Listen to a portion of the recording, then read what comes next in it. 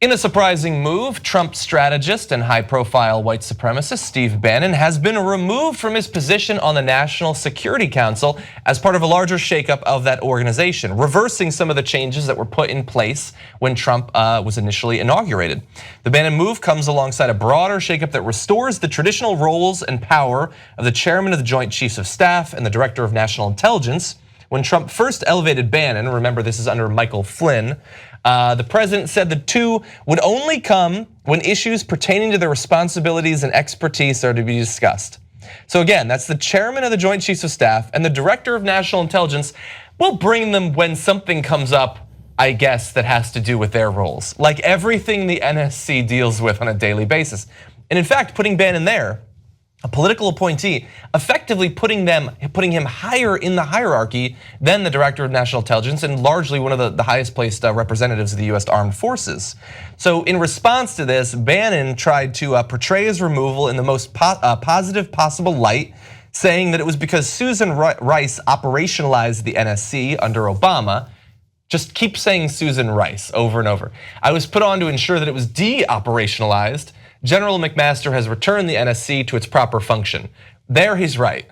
McMaster replacing Flynn is bringing back sort of the traditional role and powers of some of those involved in the NSC there. Okay, so right as the story broke, there was some doubt as to whether it was really a removal of Steve Bannon, or if it was like, hey, he stabilized, whatever. That was the company line they were going with.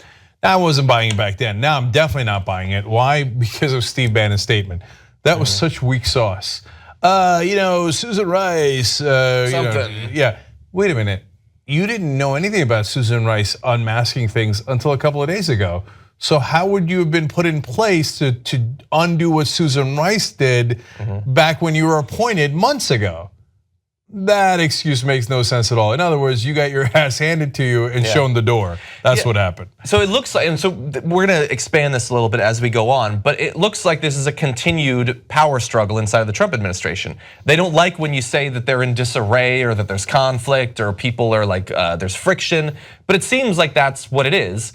And you lose Flynn, who is a crazy person in the mold of Donald Trump and Steve Bannon himself. You replace him with McMaster, who is almost certainly going to make moves that we are going to vehemently disagree with, but he's much more in the model of previous heads of national security aides. And we found out a little bit more about him. I'm just gonna read this for you to give you an idea of how he differs from Bannon. McMaster told the NSC staff that he opposed the term radical Islamic terrorism, even though that's how you stop it, is by saying it. Because it mistakenly implies the militants are being true to their religion and antagonizes Arab and Muslim allies. Now see, Bannon and Trump, they don't care about that. They like saying it because it fires up their base and they want to give the middle finger to a huge portion of the entirety of Earth's population. And so really fast, I want to talk about sort of stakes and how you get sanity back in government, because we had Flynn, and he was bringing his crazy allies into the government. And so why did we lose Flynn? We lost Flynn because of Flynn's lying to Pence about his meetings with the Russian ambassador. We found out about that, and that became a big enough story that Flynn had to step down because people pressed the Trump administration on these connections and on this duplicity. Flynn lost his job because people cared about this story and talked about it. So that gave us McMaster. McMaster comes in, he boots Bannon out. It's being pitched as his choice to get Bannon out. So we lost Flynn, a crazy person. We lost Bannon, a crazy person, because of the investigation that is ongoing and because people did not simply drop that story because they didn't like the implications or thought it might make Democrats look bad a couple of years in the future. It's not necessarily about what can be found in 6 months or in a year. We are already benefiting from the ripple effects of this investigation on a daily basis. All right, so again, to the point of finding out what's actually going on behind the scenes here, Mike Flynn Jr., who's absolutely unhinged. He's Mike Flynn's even crazier son. It's like a photocopy that's even a little worse than the original. Went online and started tweeting about how all the Trump loyalists are being shown the door, like Mike Flynn and Steve Bannon. Now that gives you a sense of what that group already thinks. So all this pretty talk about like, oh no, we meant to remove Steve Bannon 75 days in. No, of course that's what we meant to do. total nonsense. They're actually enraged about it. And yes, those original Trump loyalists, the crazies that John is referring to, are losing. That's not such a bad thing. Yeah. Now, apparently, one of the people that is driving him out is Jared Kushner. And from day one, I started talking about how Kushner could be a person who's sane in the administration. None of these guys are good guys. And totally unqualified in the case of Kushner. Yes, and possibly deeply corrupt financially, as with the Chinese deal, and he also talked to the Russians about buying his properties at above market value, etc. But in this basket of deplorables, he's on the saner side, and apparently he did a lot of maneuverings to get Bannon out. And if he did, yes, good job. Score one for Jared Kushner. Yeah. Because look, we did a story about Steve Bannon earlier. Many stories, but many, as Trump would say. One was about how he thought there's too many Asian and Indian CEOs in the Valley and that they are not part of our culture. So deeply racist clown, right? And also bitter that he can't get those jobs.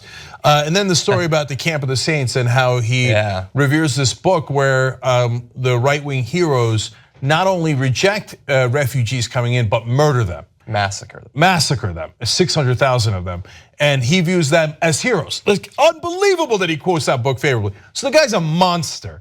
So the fact that he's been removed from the national security apparatus, at least in this regard, is fantastic news. Now, he's not out of the White House, and Trump is not very bright, so they keep moving and maneuvering around him, trying to move him to oust the people in the different camps. And he's easily swayed because he's like, whoever's the last guy in the room, what? Steve, we should hate the Indians and the Asians? Okay. Well, actually, to Trump's credit, that was the one time where he drew the line with Bannon. He's like, what, they're rich, I don't get it, that's fine.